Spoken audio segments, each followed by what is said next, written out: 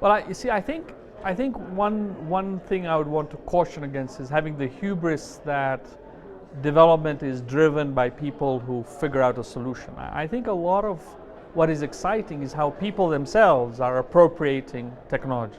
So look at the mobile phone. I mean, what is most exciting is how people are using the mobile phone to much more easily, much more quickly, much more affordably communicate and make the transactions that they would do anyway and make things happen. So for every great development invention that we hear about that a group of people set up, there are 100 other things happening, sometimes often under the radar, much smaller, no huge impact in itself, but if you aggregate what it is doing, it's much more powerful.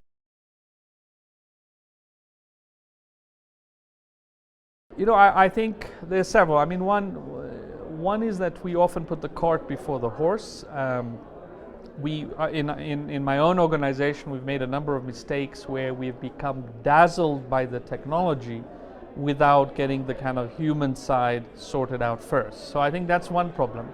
But underlying that is a deeper, in a sense, conceptual or imagination failure of how we think about development. I think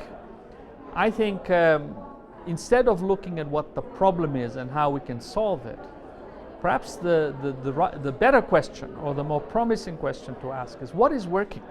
How are people already appropriating technology and making it work for them? If you think of many contexts in the world, like where I live, where 85% of the population doesn't have access to electricity, and yet they've figured out ways in which they can charge their mobile phones every few days.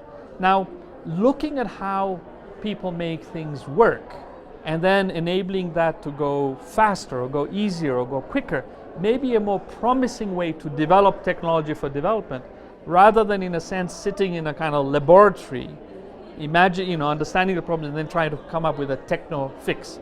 What I'm trying to say is that people are figuring things out. People, in a much more rooted, contextualized sense, are figuring solutions out. And what I think we should do is try to reduce the friction in how they are figuring out solutions, so that the ideas that are already flying can fly higher. One is just develop very good antenna, an out-of-the-box antenna of what is happening in terms of knowing where to look. Often the best innovations will be not done in the development space, will be done outside the development space. A lot of it will be kind of almost anthropological work, enabling people to go out or enabling people already out there to send incredible stories of what is happening. That doesn't mean that it's just there, but it gives you the seeds of ideas to develop more appropriate technology. So just develop smart antennas, smart R&D in a way that commercial enterprises do all the time.